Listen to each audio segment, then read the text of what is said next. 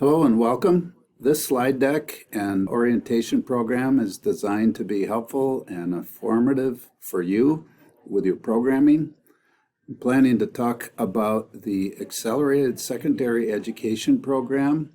The acronym is ASP, programming that leads to either licensure and the Master's of Arts degree in secondary education for the content subject areas of English Language Arts, Mathematics, Science, and Social Studies. We are really pleased that you're studying a pathway that will equip you and prepare you to be a teacher at the traditional secondary level in your respective content area. We wanted to take a minute to acquaint you with people of support and help throughout your programming. Many of you have already met Sarah Schatten, who is the admissions coordinator. Joanne Eastman will work with you periodically and over a long-term way as a graduate advisor. I've already introduced myself. Julie Peterson, you'll get to work with and know quite well. She will help you with all of your clinical placements and observations through pre-student teaching phase and student teaching. And Dr. Julie Lukey provides leadership for the entire department as the Associate Dean. As a candidate in the program, you've already obtained your bachelor's degree, and you're entering teaching to supplement that degree with curriculum and instruction, and it will lead to the licensure in grades 4 through 12. You have the option of completing licensure-only pathway, which is equivalent to 8 courses, 24 credits. Many candidates complete the study with a master's degree, and that's 6 credits, 2 3-credit courses with a research focus. As I mentioned, when you finish, you'll be eligible to receive your license through the Department of Public Instruction, qualifying you to teach grades 4 through 12 in your area of expertise or your content area. Some candidates, if they do not hold a degree in a major within the content area, can supplement your background with a transcript audit and also completing what's called the Praxis 2 content exam. Please reach out to us if there's any clarifying information you might need to make sure that you're scheduled for the right test if you've been advised to complete that content exam.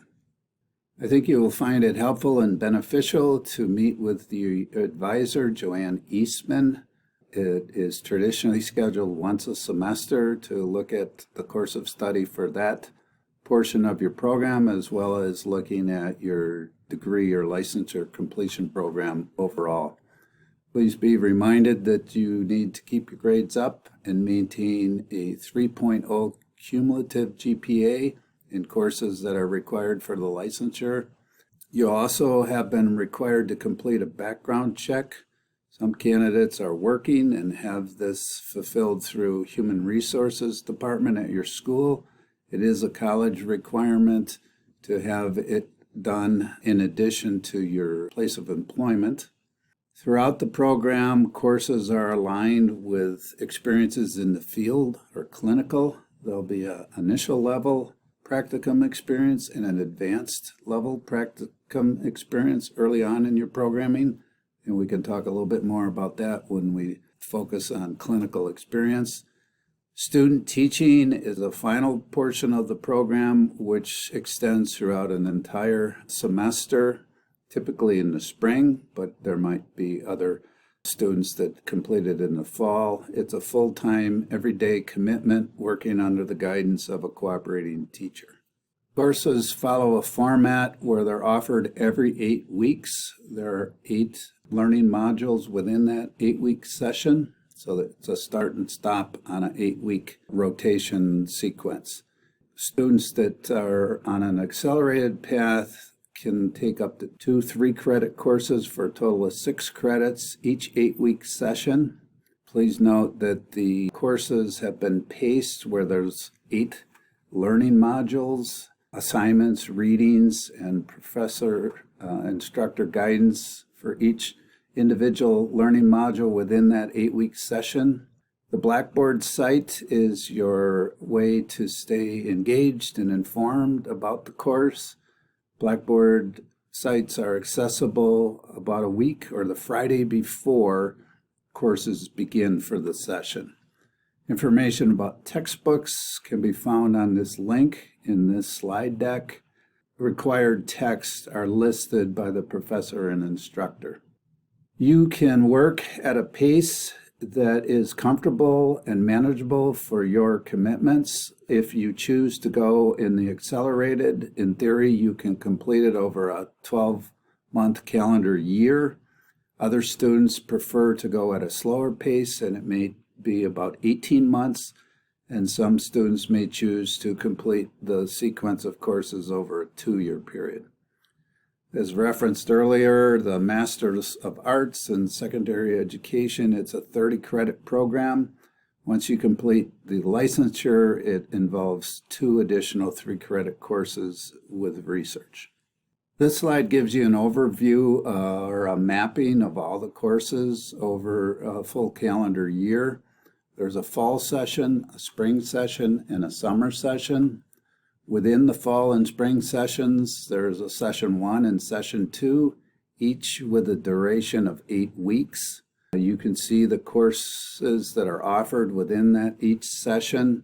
And then just note for the purpose of this orientation that a clinical pre-student teaching practicum is aligned with the 2 courses in session 1 in the fall, and then a practicum is assigned with session 2 fall. And then during the courses that are offered in the spring, you'll be working in a school under the direction of a cooperating teacher that's licensed in the area that you're pursuing on an everyday full semester basis. The final research course is offered during the summer if you choose to cap off your licensure pathway with the master's degree. Research, intro to research, as well as the research capstone. For candidates that choose to supplement their initial license, there's an add-on license in English as a second language and bilingual.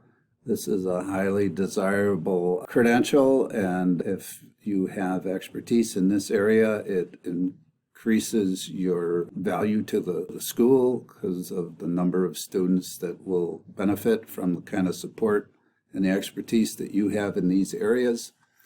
You'll see on this slide the courses that are required, the credit values that are aligned with that, and you may think as you're working with your advisor about supplementing your required courses for licensure and choose to have this add-on license option as well. Early on in your program, you'll follow a course of study where there's an initial level practicum followed by an advanced practicum. You're in a school, you're applying what you've learned in the classroom with students working under the guidance of a cooperating teacher. The idea is that we are trying to follow a progression in your development where you're not fully formed and expected to be a complete teacher right away, but you're learning as you're going through the program through these field experiences. Student teaching, as I mentioned, is a full semester every day, and you're working with a cooperating teacher, and a key requirement is that you'll go through the process of planning a lesson, delivering that lesson, or actually teaching it, and then feedback is provided to you by a college supervisor. So please know that we take a great interest in your development. Reach out to us early and often if we can be helpful and of any kind of assistance. We can schedule an office appointment. I'm typically on campus each day. If you're in a remote situation, we can have a WebEx conference. You would just need to send me an email. Phone conference, email, all of those are good forms of communication for us to work together for you to complete your program and accomplish your career goals.